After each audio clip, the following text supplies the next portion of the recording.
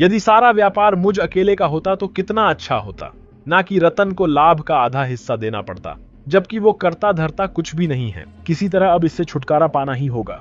लेकिन एक दिन अचानक समुद्र में तूफान आ गया और जहाज क्षतिग्रस्त हो गया और वो समुद्र में डूबने लगी। तुरंत पूरे जहाज में खलबली मच गई। रतन उनके निकट पहुंचकर रोबदार आवाज में बोला, कौन हो तुम लोग और इस तरह से आपस में क्यों लड़ रहे हो? रतन की रोबदार आवाज सुनकर तीनों युवक चौंक गए। उनमें से एक ने कहा, हम तीनों यहाँ के ही रहने वाले हैं। दूसरे ही पल रतन ने धनुष से तीर छोड़ दिया। तीर छोड़ते ही वे तीनों मूर्ख युवक तीर के पीछे दौड़ पड़े। इधर रतन उड़ता हुआ एक विशाल समुद्र के बीचों बीच बने टापू के ऊपर पहुंचा।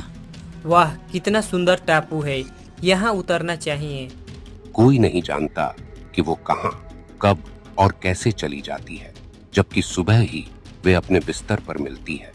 ऐसे ही उड़ते उड़ते वो जादूगर एक जंगल में पहुंचा, जिसके बीचों बीच एक महल खड़ा था। जादूगर अपने कालीन को उस महल के सामने उतारता है। रतन वहां आकर सोचने लगा, लेकिन जब रतन ने कोई जवाब नहीं दिया तो वो आंख बंद करके मंत्रों का उच्चारण करने लगा। रतन ने सोचा, अब देर करना ठीक नहीं, इसे मौत के घाट उतार देना चाहिए। दूसरे ही पल रतन ने पास में राखी एक तलवार उठाई और जोर से एक भरपूर वार जादूगर की गर्दन पर कर दिया। जादूगर की गर्दन कटकर जमीन पर गिर गई और उसके प्राण निकल गए। ये सब नजारा देख राजकुमारी एकदम से डर गई। Presented by Classic Tune। बहुत समय पहले की बात है। एक राज्य में दो भाई रहते थे। दोनों साथ मिलकर व्यापार करते थे और जो लाभ मिलता उसे आधा आधा बांट लेते थे। परंतु दोनों भाइयों के स्वभाव में जमीन आसमान का अंतर था। जहाँ छोटा भाई रतन दयालु और परोपकारी स्वभाव का बहादुर एवं बुद्धिमान व्यक्ति था, उसके ठीक विपरीत बड़ा भाई हरिया ईर्ष्यालु, क्रोधी एवं दुष्ट प्रवृत्ति का इंसान था। वो हमेशा यही सोचता रहता कि कैसे भी अपने रास्ते से रतन को हटा दे। यदि सारा व्यापार मुझ अकेले का होता तो कितना अच्छा होता, ना कि रतन को लाभ का आधा हिस्सा देना पड़ता, जबकि वो करता धरता कुछ भी नहीं है। किसी तरह अब इससे छुटकारा पाना ही होगा। हरिया के मन की दुष्टता आखिरकार एक दिन रंग ले ही आई। हरिया ने रतन से छिपाकर उसने सारी जमीन जायदाद एक महाजन के हाथ औने पौने में बेच दी और उन पैसों से एक जहाज खरीद लिया।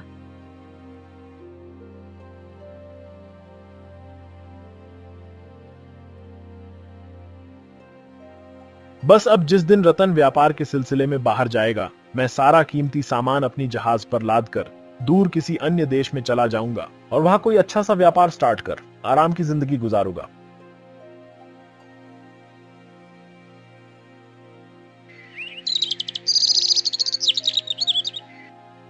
कुछ ही दिनों बाद रतन अपने बड़े भाई हरिया से कहता है, भैया, किशोरी लाल ने आज हमें रकम देने का वादा किया था, तो यदि आप भी साथ में चलते तो हम उससे रकम भी वसूल लेते और थोड़ा बहुत व्यापार भी कर लेते। मैंने सारी तैयारी कर ली है और व्यापार करने के लिए जिस जिस वस्तु की जरूरत थी वो भी एक जहाज में रख लिया है। ये बात सुनकर हरिया मन ही मन बहुत खुश हुआ, लेकिन फिर तुरंत ही अपने मन की प्रसन्नता को छुपाता हुआ दुखी स्वर में बोला, भाई रतन, इस बार तुम अकेले ही चले जाओ, मेरी तबीयत कुछ ठीक नहीं है। ओह ठीक है भैया, फिर तो घर पर आप आराम करिए, मैं अकेले ही जाकर आता हूँ और कुछ व्यापार भी कर लूंगा। अपने बड़े भाई के विचारों से अनजान रतन उसी समय घर से निकल पड़ा। उसी रात हरिया ने घर का सारा कीमती सामान जहाज में रखा और किसी दूसरे देश की ओर रवाना हो गया और सोचने लगा, अब तो रतन मुझे नहीं ढूंढ पाएगा और वहां जाकर मैं अकेले बिना किसी दिक्कत के व्यापार करूंगा।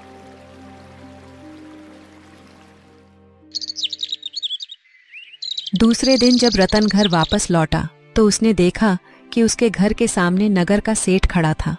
सेठ जी, आप और यहाँ क्या बात है? रतन, मैं अपने नए घर को देखना आया था। अरे सेठ जी, आपकी खैरियत तो है ना? मेरी तो खैरियत ही खैरियत है रतन, लेकिन तुम्हें शायद ना हो। तुम्हारा भाई हरिया मुझे सारी जमीन जायदाद बेचकर किसी दूसरे देश चला गया है। ये रहे सारे कागजात। इतना कहकर सेठ ने सारे कागजात रतन को दिखा दिए। सब कुछ जान सुनकर रतन को बड़ा दुख हुआ और वो मन ही मन सोचने लगा, बड़े भैया ऐसा करेंगे मैंने सोचा भी नहीं था। खैर, इसमें यदि उन्हें खुशी मिलती है तो मैं उनके मार्ग का रोड़ा नहीं बनूंगा, कोई और काम करके जीवन यापन कर लूंगा। अच्छा सेठ जी, कोई बात नहीं, मुझे इस बात का पता नहीं था। अब मुझे जाने की इजाजत दीजिए। कोई बात नहीं रतन, अगर कोई सेवा हो तो बताना। नहीं सेठ जी, अब आपसे मैं क्या ही कहूँ। रतन इतना बोल के वहां से चल पड़ा। रतन जा रहा था और मन ही मन सोच रहा था, अब इस शहर में मेरे लिए क्या बचा है। मैं बंदरगाह जाकर कोई जहाज पकड़ लेता हूँ। किसी अन्य देश में जाकर पास में बचे कुछ रुपयों से कोई छोटा मोटा धंधा कर लूंगा। रतन दूसरे देश जाने के लिए निकल पड़ा। उस जहाज में अन्य और भी लोग थे जो कि सभी व्यापारी थे और वे अन्य देशों में व्यापार करने के लिए जा रहे थे। कई दिनों तक वो जहाज बिना किसी रुकावट या खतरे के समुद्र में आगे बढ़ता रहा, लेकिन एक दिन अचानक समुद्र में तूफान आ गया और जहाज क्षतिग्रस्त हो गया और वो समुद्र में डूबने लगी। तुरंत पूरे जहाज में खलबली मच गई। लोग पानी में कूदने लगे। अन्य लोगों के साथ साथ रतन भी पानी में कूद गया और तेजी से एक तरफ तैरने लगा, लेकिन उसे दूर दूर तक किनारा या किसी टापू का नामो निशान दिखाई नहीं दे रहा था। काफी देर तक तैरने के बाद भी जब उसे किनारा ना मिला तो वो बुरी तरह थक कर बेहोश हो गया। जब उसे होश आया तो उसने खुद को समुद्र के किनारे पाया। रतन सोचने लगा, भगवान की कृपा से आज मैं जिंदा हूँ। हे भगवान, तेरा लाख लाख शुक्र है। रतन इधर उधर देखा, लेकिन उसे कुछ समझ नहीं आ रहा था। उसे समझ नहीं आ रहा था कि वो आखिर किस देश में आ गया है। पता नहीं लहरों के साथ कहाँ आप पहुँचा हूँ। यहाँ पर तो कोई व्यक्ति भी नहीं दिख रहा है। मुझे आगे जाना चाहिए। हो सकता है आगे चलकर यहाँ के बारे में कुछ मालूम हो जाए। रतन वहां से चल दिया।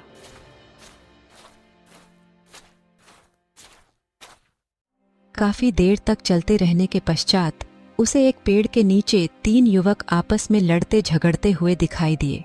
यह देखकर रतन सोचने लगा, अरे कौन हो सकते हैं वे लोग और आपस में लड़ाई क्यों कर रहे हैं?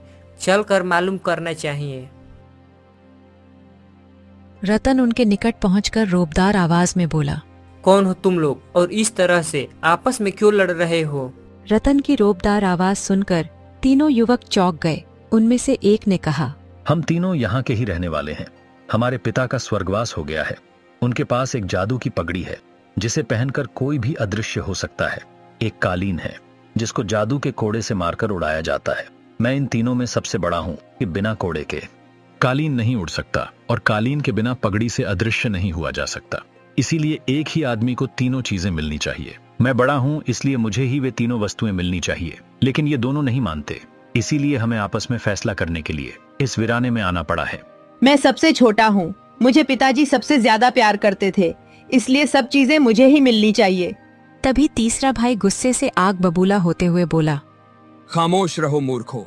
उन तीनों वस्तुओं पर केवल मेरा अधिकार बनता है, क्योंकि मैं तुम दोनों से अधिक पढ़ा लिखा, बुद्धिमान और बहादुर हूँ। यदि स्वेच्छा से नहीं मानोगे तो तलवार की नोक पर मैं तुमसे अपने बात मनवा ही लूंगा।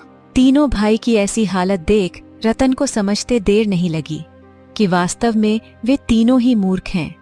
एक विचार दिमाग में आते ही वो झट से बोल उठा, ठहरो, आपस में लड़ना झगड़ना बंद करो। यदि तुम तीनों मेरी सलाह मानो तो तुम्हारे झगड़े का फैसला मैं कर सकता हूँ। रतन की बातों का उन पर अनुकूल प्रभाव पड़ा। तीनों भाई लड़ाई बंद कर कहने लगे, क्या कहा? तुम हमारे झगड़े का फैसला कर सकते हो? किस प्रकार फैसला करोगे भाई? तुम जरा जल्दी से बताओ। हाँ, यदि तुम हमारे झगड़ों का फैसला आसानी से कर दोगे तब तो ठीक ही है। हाँ, और हम तीनों में से तुम्हारे फैसला को कोई नहीं टालेगा। मैं धनुष से एक तीर छोड़ूंगा। तुम तीनों में से जो भी उस तीर को उठाकर सबसे पहले मेरे पास पहुंचेगा, उसी को वे तीनों वस्तुएं मिल जाएगी। बोलो, क्या तुम्हें मेरी बात स्वीकार है? हाँ, हमें स्वीकार है। अच्छा, ये तो बताओ वो तीनों वस्तुएं कहाँ रखी है तुमने? मुझे पता तो होनी चाहिए, तभी तो पहले आने वाले को मैं वो वस्तुएं दूंगा। पास में ही उन्होंने एक बक्सा रखा था। वो सारी वस्तुएं इस बक्से में रखी है। तो लाओ तुम में से एक मुझे अपना तीर धनुष दे दो, अब मैं तीर को छोड़ता हूँ। रतन ने तीर धनुष लेकर तीर चढ़ाया। चलो अब तैयार हो जाओ, क्योंकि अब मैं तीर को छोड़ने वाला हूँ। दूसरे ही पल रतन ने धनुष से तीर छोड़ दिया। तीर छोड़ते ही वे तीनों मूर्ख युवक तीर के पीछे दौड़ पड़े। मूर्ख कहीं के, आपस के झगड़े में तीसरा किस प्रकार फायदा उठाता है, जब जानेंगे तो फिर कभी आपस में नहीं लड़ेंगे। तीनों भाई जब रतन की नजरों से ओझल हो गए तो उसने फटाफट बक्सा खोला और उसमें से तीनों चीजें निकाल ली। फिर उसने पगड़ी सिर पर रखी और कालीन बिछाकर उसे कोड़ा मारा कालीन आकाश में उड़ने लगी और पगड़ी पहनने के कारण रतन अदृश्य हो गया था। जब तीर के पीछे दौड़ते तीनों मूर्खों ने अपनी जादुई कालीन को आकाश में अपने सिर के ऊपर से जाते देखा तो सारा माजरा समझकर उन्होंने अपना सर पीट लिया। हाय हमारी अनमोल वस्तुएं, अरे धोखेबाज ठहरो वरना मैं तुम्हें अपने तीर से अभी मार गिराऊंगा। लेकिन चाहकर भी वे रतन का कुछ नहीं बिगाड़ सके और रतन कालीन समेत देखते ही देखते उनकी नजरों से ओझल हो गया। हाय हम बर्बाद हो गए। किसी ने सच ही कहा है भैया, बिल्लियों की लड़ाई में बंदर को फायदा होता है। आओ आज से हम कसम खाएं कि फिर कभी आपस में लड़ाई नहीं करेंगे और आपस के झगड़े स्वयं ही शांतिपूर्वक व धैर्य से सुलझाए। हाँ, हम मिलकर कसम खाते हैं कि आज के बाद हम अपने झगड़े खुद सुलझा लेंगे। इधर रतन उड़ता हुआ एक विशाल समुद्र के बीचों बीच बने टापू के ऊपर पहुंचा। वाह, कितना सुंदर टापू है, यहाँ उतरना चाहिए। रतन ने अपनी कालीन के साथ उस द्वीप के एक निर्जन स्थान पर उतर गया। अब तीनों वस्तुएं समेटकर रख लेता हूँ और शहर जाकर कोई धंधा देखता हूँ। तीनों वस्तुओं को एक झोली में रखकर दूर दिखाई देने वाले शहर की ओर चल पड़ा। पता नहीं इस द्वीप में बसा ये कौन सा देश है और यहाँ का राजा किसी अनजान व्यक्ति को व्यापार करने की आज्ञा देगा भी या नहीं। अब इसका उत्तर तो जाकर ही पता चलेगा। कुछ देर बाद वो एक चहल पहल वाले बाजार में पहुंच गया और घूम घाम कर दुकानों को देखने लगा। उस बाजार में हर जगह एक ही बात की चर्चा थी कि वहाँ की राजकुमारी रात के समय कहीं गायब हो जाती है। बाजार में लोग आपस में चर्चा कर रहे थे। आश्चर्य की बात है, पता नहीं राजकुमारी जी रात को अचानक कहाँ गायब हो जाती हैं, फिर सुबह ही लौट कर आ जाती है। हाँ भाई, आज तक इस रहस्य को राजा के साथ साथ महल का कोई कर्मचारी भी नहीं जान पाया है। भाई मुझे तो लगता है राजकुमारी पर किसी भूत प्रेत का साया पड़ गया है और वही उसे रात को चुपचाप कहीं ले जाती है। अगर जिस किसी ने भी इस रहस्य का पता लगा दिया तो वह तो मालामाल हो जाएगा। कोई नहीं जानता कि वो कहाँ, कब और कैसे चली जाती है, जबकि सुबह ही वे अपने बिस्तर पर मिलती है और राजा ने ये घोषणा करवा रखी है कि जो व्यक्ति इस रहस्य का पता लगाएगा उसे न केवल आधा राज्य पुरस्कार में मिलेगा बल्कि राजकुमारी के साथ उसकी शादी भी कर दी जाएगी। उन चर्चाओं को सुनकर रतन मन ही मन सोच सने लगा। अच्छा, तो यहाँ की राजकुमारी रोज रात को कहीं गायब हो जाती है, फिर क्यों ना मैं अपनी किस्मत आजमा कर देखूं। रतन मन ही मन निर्णय कर वो सीधा राज दरबार में जा पहुंचा और वहाँ के राजा के कहने लगा, महाराज की जय हो। महाराज यदि आज्ञा दे तो मैं राजकुमारी के रात के समय कमरे से गायब होने के रहस्य का पता लगा सकता हूँ। इजाजत है, लेकिन ध्यान रहे नवयुवक, यदि तुम रहस्य का पता ना लगा सके तो तुम्हारी गर्दन काट दी जाएगी। मुझे स्वीकार है महाराज। ठीक है, तुम आज रात को ही इस रहस्य का पता लगाओ। उसी रात रतन राजकुमारी के महल पहुंचा और बाहर ही बिछौना बिछाकर लेट गया। रतन ने अपनी तीनों अनमोल वस्तुएं अपने पास में रख ली ताकि समय आने पर वे उनका इस्तेमाल कर सके। रात के समय रतन उठकर देखता है कि राजकुमारी जी अपने पलंग पर आराम से सो रही है। राजकुमारी को आराम से सोता देख वो फिर से बिछौना पर आकर लेट जाता है, परंतु आधी रात बीतते ही एक जादूगर के पोशाक पहने आदमी को आकाश से नीचे उतरते देख रतन सावधान हो जाता है। वो सोते सोते ही आदमी को देखता रहता है और सोचता है, अरे यह तो कोई जादूगर मालूम पड़ता है। रतन ने उठने की कोशिश नहीं की, बल्कि सोए ही उस विचित्र जादूगर की गतिविधियों को देखता रहा। जादूगर राजकुमारी के कमरे की ओर जा रहा था। ये जादूगर तो राजकुमारी के कक्ष की ओर जा रहा है, लेकिन अभी इसे रोकना ठीक नहीं होगा। पहले देखना चाहिए कि आखिर ये करता क्या है। कमरे में घुसते ही वो जादूगर चुपचाप राजकुमारी के बिस्तर के सामने जाकर खड़ा हो गया। उसके निकट पहुंचते ही राजकुमारी झुककर उठ बैठी। ओह, तो तुम आ गए? हाँ, लेकिन तुम जल्दी मेरे साथ चलो। बाहर कोई व्यक्ति तुम्हारी निगरानी पर था, लेकिन निगरानी करने के बजाय बेचारा सबके साथ साथ गहरी नींद सोया हुआ है। दरवाजे पर खड़ा उनकी बात सुन रतन का दिमाग तेजी से कार्य करने लगा। अच्छा, तो यही जादूगर रोज राजकुमारी को कहीं ले जाता है। मुझे अदृश्य पगड़ी पहनकर पहले ये पता लगाना चाहिए कि यह राजकुमारी को कहाँ और क्यों ले जाता है। रतन ने जादुई पगड़ी पहन ली और जब पगड़ी पहनकर अदृश्य होने के बाद रतन ने भीतर झांका तो देखता है कि राजकुमारी तो उस जादूगर के कालीन पर आसानी से जा रही है। रतन भी जल्दी से उसकी कालीन पर चला गया। रतन के बोझ से उस जादूगर नुमा व्यक्ति के कालीन का वजन कुछ बढ़ते गया था, जिसके चलते कालीन उतना तेजी से नहीं चल रहा था। राजकुमारी जी, आज तुम्हारा वजन इतना ज्यादा कैसे हो गया है? रोज से आज ज्यादा वजन लग रहा है। पता नहीं, लेकिन मुझे ऐसा लग रहा जैसे मेरे साथ ही कोई तुम्हारी कालीन पर बैठ गया है। लेकिन तुम्हारे और मेरे अलावा तो इस कालीन पर कोई और नहीं दिखाई दे रहा है। ऐसे ही उड़ते उड़ते वो जादूगर एक जंगल में पहुंचा, जिसके बीचों बीच एक महल खड़ा था। जादूगर अपने कालीन को उस महल के सामने उतारता है। रतन वहां आकर सोचने लगा, आखिर ये जादूगर राजकुमारी को यहाँ क्यों लेकर आया है? ये विचित्र महल किसका हो सकता है? राजकुमारी के नीचे उतरते ही महल के भीतर से 2 दासियां जल्दी जल्दी आईं और उन्होंने राजकुमारी के पहनने के लिए हीरों से जगमगाती चप्पलें उसके सामने रखी और कहने लगी, राजकुमारी जी, इन्हें पहन लीजिए। परंतु इससे पहले कि राजकुमारी चप्पलों में पैर डालती, अदृश्य रतन ने एक चप्पल उठाकर छिपा ली। एक चप्पल को अचानक ही अपनी दृष्टि से ओझल होते देख सभी आश्चर्यचकित हो उठे। अरे, एक चप्पल कहाँ चली गई? अभी यहीं पर तो था। उफ, पता नहीं आज क्या हो रहा है। पहले मुझे ये लगा था कि कोई मेरे बराबर कालीन पर सवार हुआ है और अब एक चप्पल रहस्यमयी तरीके से गायब हो गई। जरूर कोई खास बात है। सुनो, तुम सब राजकुमारी को लेकर भीतर स्वामी के पास जाओ। मैं देखता हूँ कि ये सब क्या चक्कर है। ये सुनकर रतन सोचने लगा, अच्छा, तो महल के भीतर इससे बड़ा कोई इनका स्वामी भी है। दासियां राजकुमारी को साथ में लेकर महल के भीतर गई। उन सब के साथ रतन भी अंदर चला गया। वे एक कमरे में पहुंची जहां पर एक और जादूगर मौजूद था। वो दासियों से कहने लगा, दासियां ले आई राजकुमारी को, हमारे दिल की मलिका। अब तुम सब जाओ। दासियां उस कमरे से बाहर चली आई। दासियों के जाने के पश्चात जादूगर बोला, राजकुमारी, कल पूर्णिमा का चांद निकलेगा और कल ही मुझे हर अवस्था में आपसे विवाह करना होगा। बोलो, मेरे साथ तुम विवाह करने के लिए तैयार हो या नहीं? लेकिन राजकुमारी के तरफ से कोई उत्तर नहीं आया। वो चुपचाप खड़ी रही। राजकुमारी को चुप देखकर वो जादूगर गुस्से से बोला, जल्दी जवाब दे, नहीं तो मैं तुझे अभी पत्थर की मूर्ति बना दूंगा।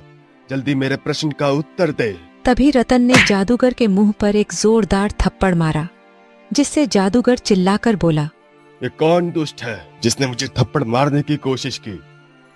लेकिन राजकुमारी के अलावा और किसी को आसपास ना पाकर वो जादूगर चौंक उठा। मुझे थप्पड़ किसने मारा?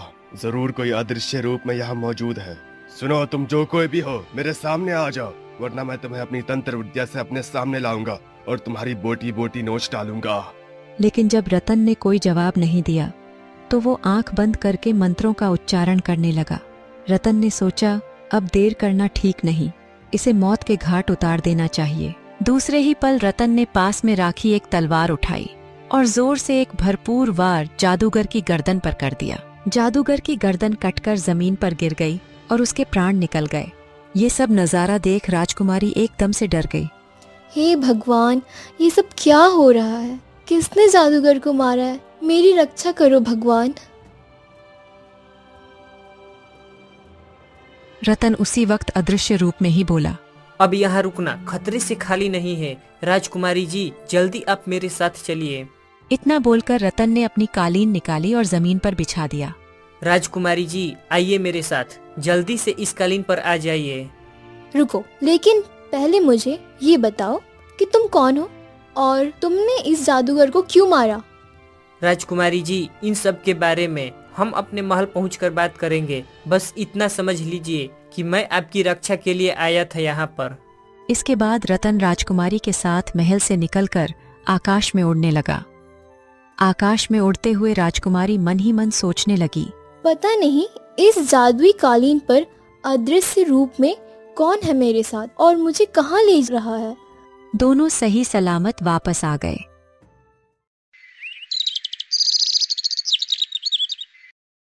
सुबह होते ही देखा गया कि राजकुमारी अपने बिस्तर पर सो रही है और रतन द्वार के पास सो रहा है।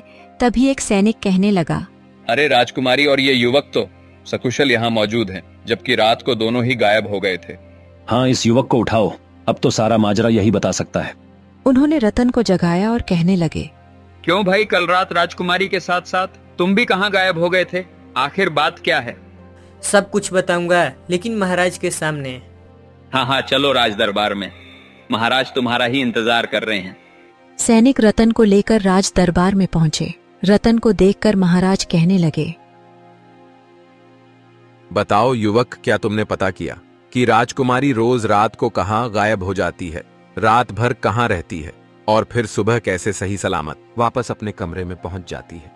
महाराज, कारण मैंने मालूम कर लिया है और विश्वास रखे कि अब राजकुमारी जी कभी भी इस तरह गायब नहीं हुआ करेंगी। फिर रतन ने रात की सारी घटना राजा को विस्तार पूर्वक बता दी। रतन की बात सुनकर राजा सहित सभी आश्चर्यचकित हो उठे, लेकिन कुछ सोचकर राजा ने पूछा, लेकिन हम तुम्हारी बातों का विश्वास कैसे करें कि तुम जो कुछ भी कह रहे हो वो सच है और राजकुमारी को उस दुष्ट जादूगर के चुंगल से छुटकारा मिल गया है? रतन ने तुरंत अपनी पोटली से हीरो की जगमगाती चप्पल निकालकर उनके सामने रख दी। महाराज, प्रमाण के रूप में यह हीरो की चप्पल हाजिर है। यह चप्पल जादूगर की ओर से राजकुमारी को पहनने के लिए दी गई थी। राजकुमारी जी इसे अवश्य पहचान लेगी। सैनिकों, जाओ और जाकर राजकुमारी को दरबार में लेकर आओ। सैनिक जाकर राजकुमारी को महल में लाए। राजकुमारी ने दरबार में पहुंचकर उस चप्पल को तुरंत ही पहचान लिया। हाँ पिताजी, ये चप्पल उसी जोड़ी की है जो जादूगर ने मुझे पहनने के लिए दी थी, लेकिन किसी बहादुर ने उसे मारकर मुझे उस मायावी जाल से कल रात मुक्त कर दिया। ये सुनकर राजा कहने लगे, वो बहादुर नौजवान तो ये युवक है, लेकिन बेटी तुमने ये बात आज तक हमसे क्यों छिपाई रखी? क्षमा करें महाराज, इसमें राजकुमारी जी का कोई दोष नहीं है। जादूगर के मायावी जाल के कारण इन्हें तो रात की घटना याद ही नहीं रहती थी, लेकिन अब क्योंकि जादूगर की मौत के साथ ही उसका मायावी जाल भी खत्म हो चुका है, इसीलिए कल रात की सारी घटना याद है। तब राजा प्रसन्नता भरे स्वर में बोले, हम तुमसे अत्यंत प्रसन्न हैं नौजवान, और अब मैं बूढ़ा हो चुका हूँ, इसलिए आधा राज्य नहीं बल्कि पूरा राज्य ही तुम्हें सौंप रहा हूँ। साथ ही राजकुमारी के साथ तुम्हारे विवाह की भी घोषणा करता हूँ। उसके बाद राजा मंत्री को आदेश देते हैं, मंत्री जी जाइए और विवाह और राज तिलक की तैयारियां कीजिए। अगले दिन सुबह सूरज की पहली किरण के साथ ही रतन का राज तिलक कर दिया गया और राजकुमारी से विवाह कर रतन कुशलता पूर्वक राजपाठ चलाने लगा। प्रजा उसके शासन में अत्यंत ही प्रसन्न रहने लगी।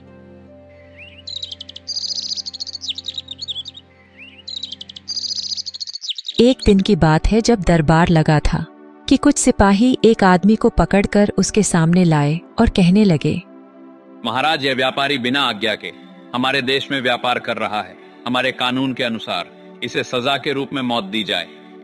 नहीं, मुझे क्षमा कर दीजिए महाराज, मुझसे बहुत बड़ी भूल हो गई। अब मैं आगे से ऐसा गलत काम नहीं करूंगा। परंतु उस व्यक्ति को पहचान रतन चौंक उठा। वो उसका धूर्त भाई हरिया ही था, जो उसे धोखा देकर इस देश में आ बसा था और चोरी चुपके व्यापार चला रहा था। रतन जल्दी से अपने भाई के पास आता है। भैया, मुझे पहचाना नहीं? मैं तुम्हारा छोटा भाई रतन हूँ। रतन को पहचानते ही हरिया उसके सामने अपना सर नीचे कर लिया। मुझे माफ कर दो रतन, मैंने बहुत बड़ी भूल कर दी, जो मैंने तुम्हारे साथ इतना बड़ा छल किया। अरे अरे भैया, ये क्या कर रहे हो? मेरे छोटे भाई रतन, मुझे माफ कर दो, मैंने तुम्हें बहुत सताया है। नहीं भैया, इसमें आपकी कोई गलती नहीं है। उस समय आपने वही किया जो आपको सही लगा। फिर रतन अपने दुष्ट भाई हरिया को गले लगा लिया और फिर से उसे अपने साथ ही रख लिया। उसकी तमाम गलतियों को माफ कर उसे अपने बराबर का सिंहासन दे दिया। ऐसी और कहानियाँ देखने के लिए हमारे चैनल क्लासिक टून को सब्सक्राइब जरूर करें और बेल आइकन दबाना ना भूलें।